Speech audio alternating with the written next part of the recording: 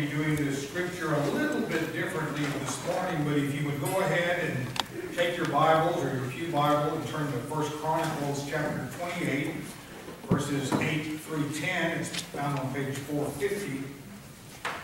450 of your Old Testament pew Bible, and have that open and ready when the time comes. Don, bring us a good. Let's start with prayer. O Lord, may the words of my mouth and the meditations of all our hearts be acceptable in your sight. In Jesus' name we pray. Amen. Well, here we all are this morning. May 5th, 2019. The sanctuary of this beautiful church. We have a reading choir here. There's Paula. That's end up there in the balcony. Kathy's here in case the phone rings during church. With no pastor. Again, after almost 7 years, no pastor. What are we going to do? Should we panic? Should we start thinking about maybe not attending as regularly anymore? What's it going to be like? Well, I don't know, but I'll tell you what I think it's going to be like. I think it's going to be maybe the most exciting time in our church. Why do you say that? Think about how exciting it was when Sarah and Shane came that first Sunday. All the enthusiasm of moving into the manse. But we as this church have drifted. That's right, drifted. Similar to the last years of Steve Newton's ministry. When was the last time we had some enthusiasm? Yeah. Maybe when the kids come down the aisle and they pull their pigtails and they picking on one another, and one runs down the aisle and mom's fast after it. Now that's an enthusiasm that's nice. But we've gotten complacent as a church. Too comfortable. We do the same things, the same way, at the same time, sit in the same pews next to the same people. We're badly in need for something else. A fresh outlook. I believe the PNC is going to be looking for that. We need more people. We need change. Uh-oh. I said it. It's the word. The word everybody's afraid of, and that's change. What are we going to do? We can't do this. We can't do that. Well, it's coming. It's coming in television. It has already come in television. It's coming in music. It's coming in politics. It's coming in everything. Winter's even coming in Game of Thrones. But it's inevitable. It's coming. Now, what can we do as a congregation to prepare for leadership? What can we do as lay ministers, visiting ministers, to help the congregation during the stressful time? Mostly in church, we're taught to pray. We're taught to read the Bible. We're taught to be in a community of believers. We're taught the value of worship, of singing together. We're taught to serve one another, of serving others. All of these are really well and good. But what we sometimes overlook, when we walk out these doors, how do we seek God outside of here? How do we pursue God? Key words. Seek and pursue. How do we commune with God as we teach our kids how we when we mow and care for our lawns, handle other people's finances and taxes, answer the phone and build bulletins for the church, feed and tend our livestock, save stray dogs from obscurity and death. You knew I was going to get that in there. Now this sermon is an expansion and adaptation of a sermon by Dr. Richard Canowisher, of course, from Peachtree Presbyterian Church, that he called Job Hunting.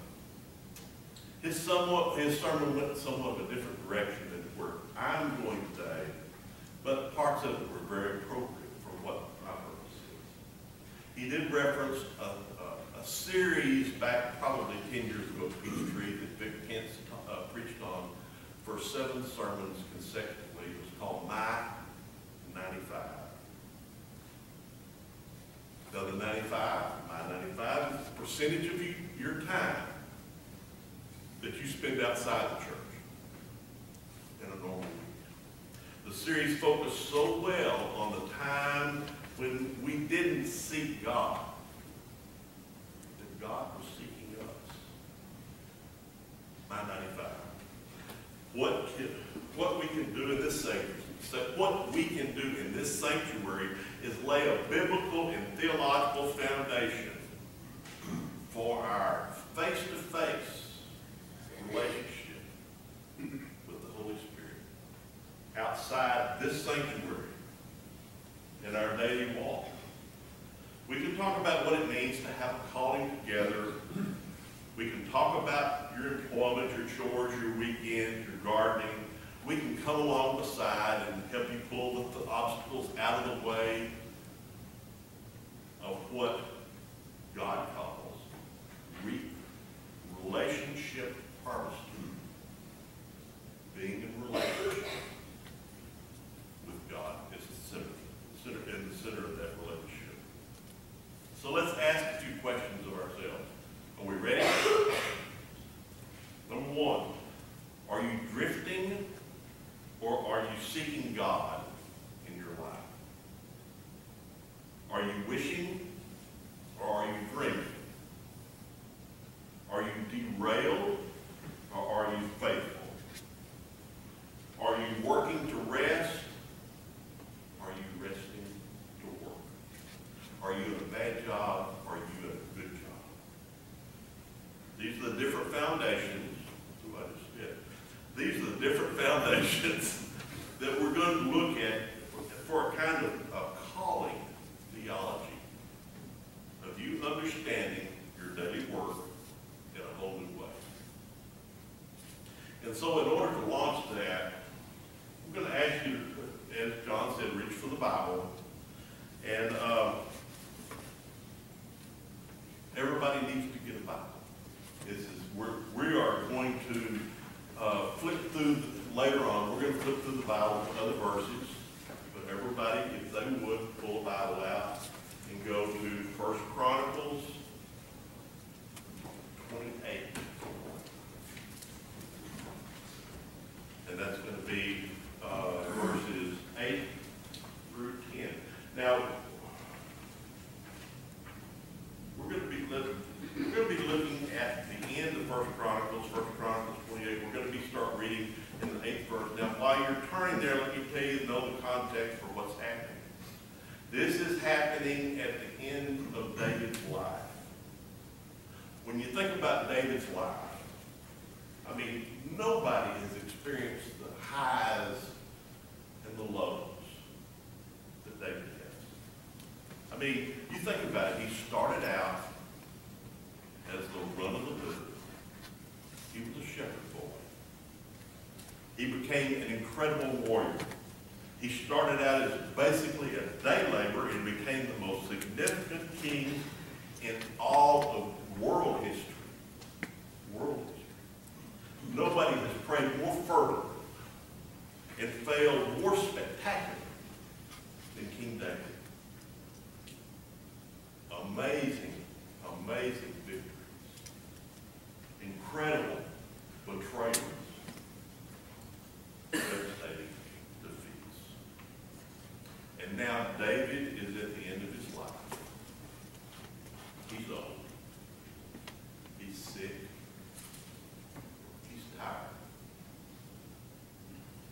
He knows that the end is near, and he rises to his feet with creaking limbs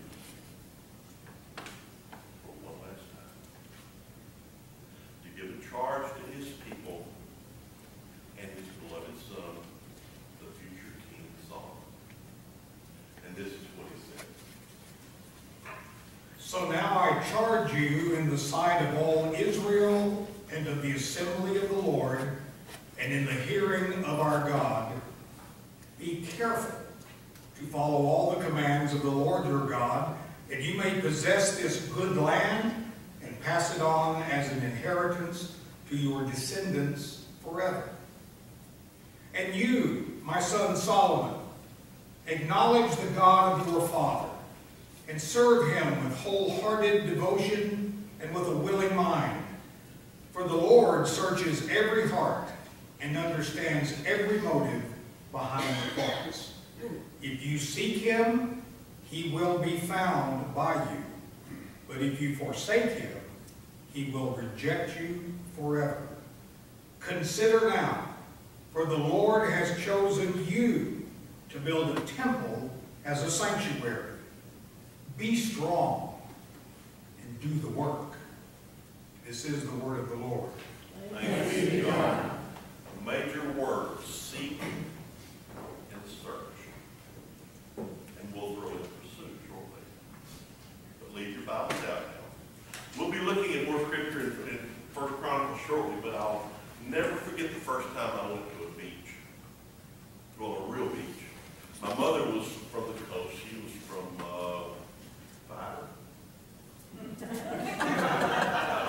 it's tough. So we knew the beach is 1 foot waves lapping at our shins. I would spend my time getting sunburned. Back in those days, we didn't know what sunscreen was, so I got blistered. That was an old term too, blistered. And taking a board that I had found with a nail in it, laying it on top of the jellyfish and jumping on it and watching them pop. The ones that had floated in during the night. No, my first real beach, this is what I was telling you about, was on a Jan term at Austin College in 1972. 16 of us and one very beleaguered sponsor went to the Fiji Islands, went to New Zealand, Australia, and Hawaii. 3 friends of mine and I wanted to tour the famous North Shore beaches of Oahu. And we rented a little compact car and drove straight through the middle of the island, through the pineapple plantations. It was just beautiful. One of those, things that you just don't ever forget. All the beaches were beautiful. Sunset, Bonsai Pipeline. But the first one we came to was at Waimea Bay. True story.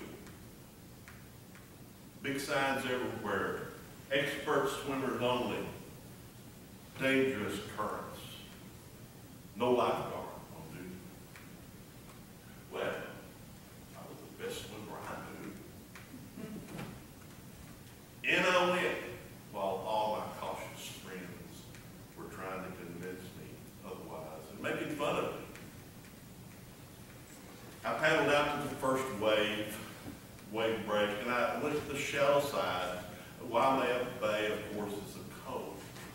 And on the edges, the waves are not as big. So I went around. I was out there floating. Waves are huge. Not unknown to have 40-foot waves at Waimea Bay. These were about 10 or 15 feet. I paddled out, and I was waiting to catch my breath. No problem. I got past the breakwater.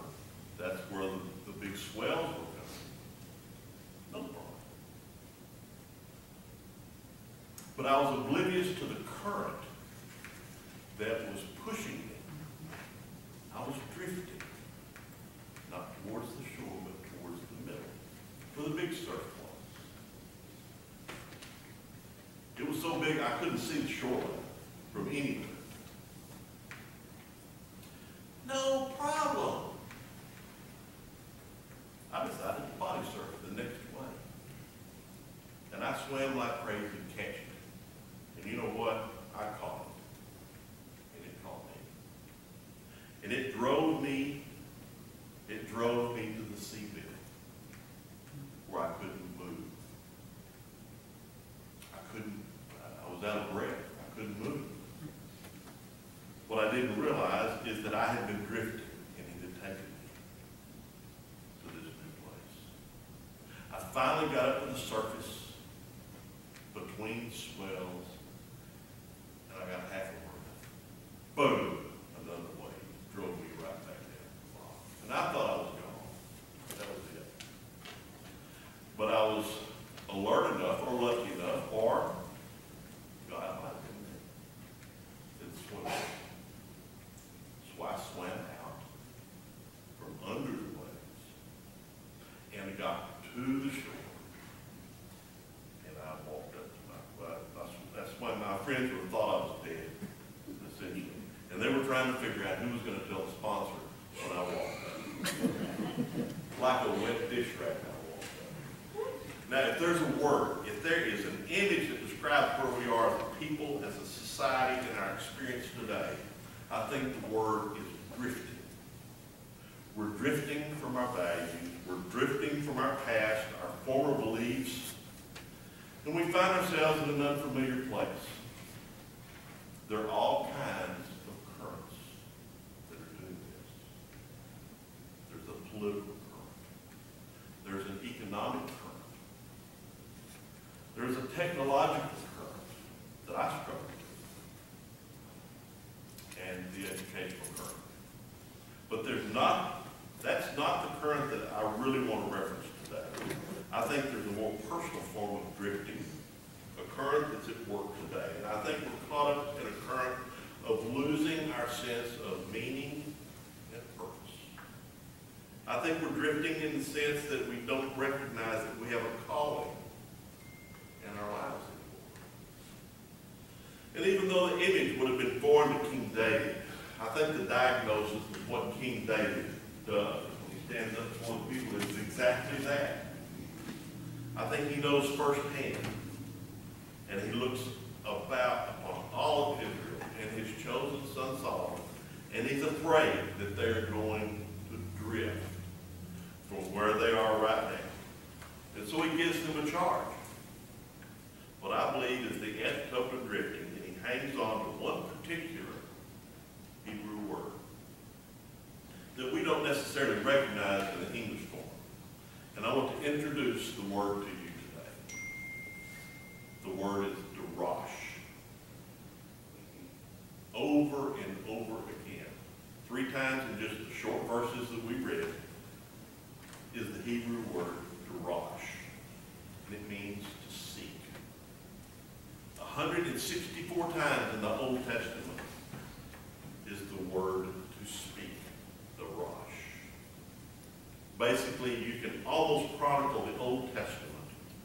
And I saw the look when I said Old Testament right there. As a journey of God seeking us and us seeking God. So what I want to experience today is how we can maybe stop the drift and start to seek. You see this in today's passage. It wasn't necessarily recognized in English form. The Lord searches darash. The Lord seeks every heart. That's what King David said. He searches every heart and understands every desire and every thought. Now I want you to hear this. You may not acknowledge it, but God has never stopped pursuing you. He searches every heart. And no matter how far you individually have drifted, or as a society have drifted, that God is still calling us. It's interesting to me that we live in a society that thinks we're so sophisticated that we don't need God anymore. And yet we still have retained the language of vocation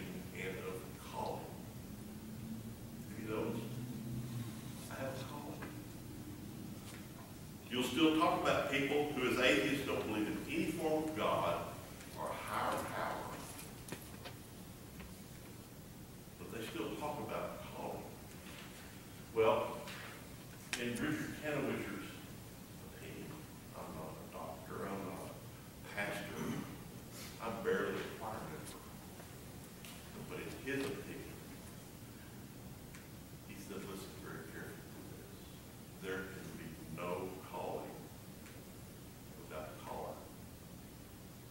The very idea, philosophically, logically, reasonably, is that there is to be someone who actually initiates the act of calling. And I know I can hear the objection as soon as I say things like this, that maybe you and maybe you wouldn't say this out loud. Just like, yeah, Don, I don't know about you, but maybe some pastors. Those guys get a call. But you don't know about me. I'm just a retiree. I'm just a business owner. I'm just a doctor. I'm just an accountant. Or whatever it is. And that's the reason you have your Bibles open again. Because I want to spell it then. Okay, open up your Bibles to 1 Chronicles chapter 28. And I want you to go back a few chapters to chapter 24. We're talking about seeking a call in your everyday life. And in chapter 24, we see the religious vocation of all the priests. So this is where we see all the religious vocations, but we're about to move past that. On chapter 25, you have the calling of musicians. Look at all those different things. This is the fine arts department. God has a calling for people who sing, who play instruments.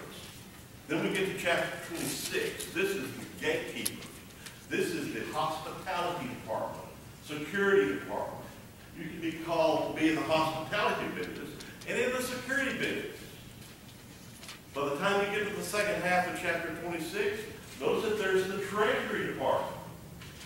Even people in the financial industry have a call from God. And you need to understand that someone can be as equally called to do that as anyone else can to do what they do. That's where the treasurers are. In chapter 27, you have the militaristic calling. The calling of the protection of the country and of the people. And the other part of chapter 27, there's where you get into management. That people can be called as managers. And we all have all these different names that we have to recall. And I know that if you're reading this in your devotional life, you're going, oh, make it stop. I'm saying no, slow down. All these different people in this book of Chronicles were called to do something. I mean, look at some of these things, like Ezra. Look at verse 26. Ezra, son of Kelith, was in charge of the workers who farmed the land. Ezra had a call. And you've got Shemiah, the Ramathite, who was in charge of the vineyards. Who else wants to be in charge of the vineyards? How about you? But you know what? There's a better calling than that. Next to him is Zabdi the shiftmate, who was not in charge of just the vineyards, but is in charge of the wine vats. All different kinds of jobs. And I was aware, Me Too has come to me, because I noticed that none of these are women. But women have just the same kind of jobs, the same kind of call as the men. But we're talking Chronicles, so it's patriarchal. But anyway, all of this is a demonstration of all the variety that God has in his calling. It's not just the priests or the religious leaders that have a calling. Everybody has a calling because God searches for every heart. This is the way we're to serve him. But we don't like this. We like to pick and choose what we want. I know this. I don't like to commit. You don't like to commit. We ask you to serve for stuff in the church. Say, well, maybe next year.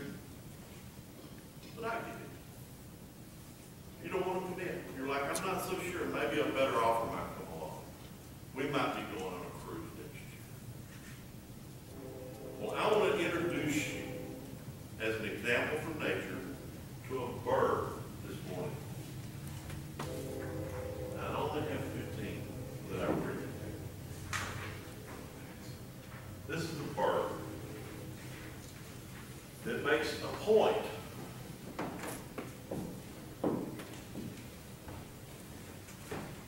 Would you pass it back?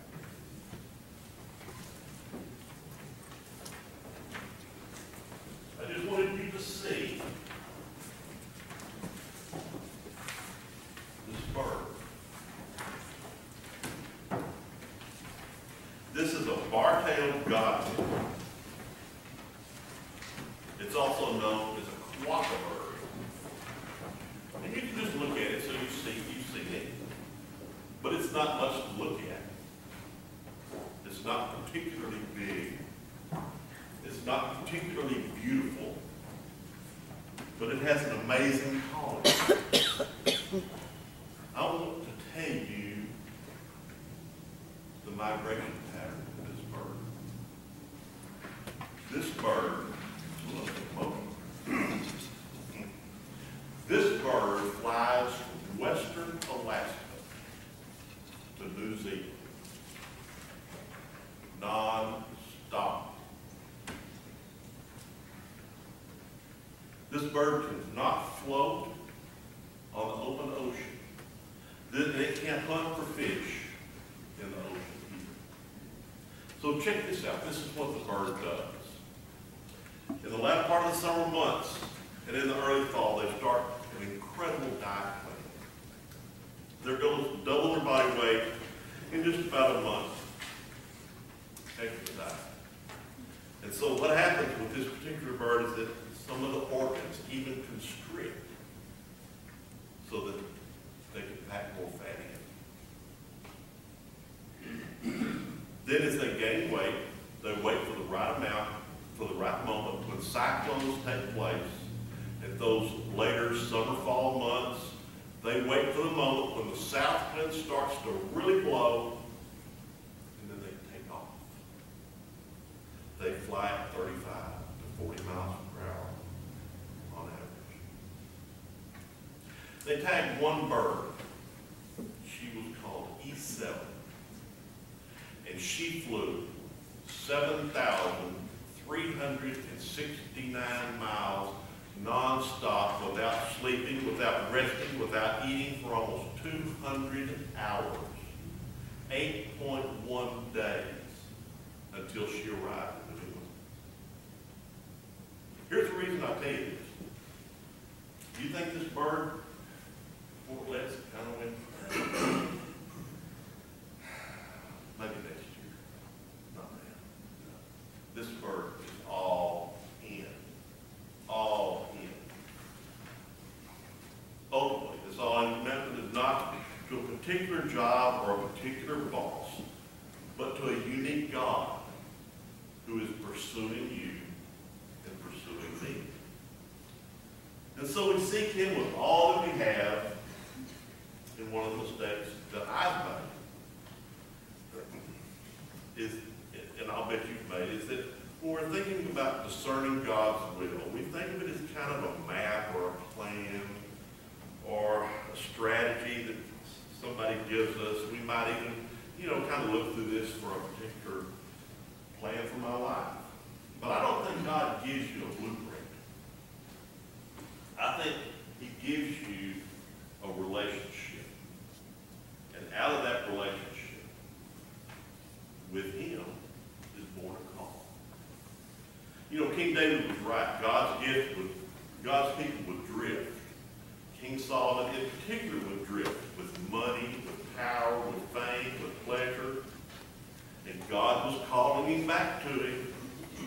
Just a few chapters later, right before things careened off the cliff to Solomon, God says this: if my people who are called by my name will humble themselves and pray and seek to wash my face.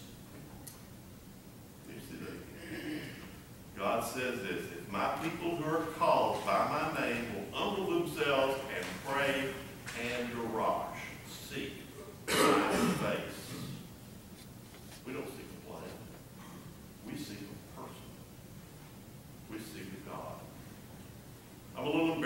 hindsight of all these stories, because there are far more people who have been far more faithful with far less than I've had. People who are willing to make incredible sacrifices for their particular call in their life. But the greatest things in life don't come from partial commitments or half-heartedness. Look at the flock of birds. And God was not just pursuing me with a blueprint or a plan. He was saying, Don, I need you to seek my face.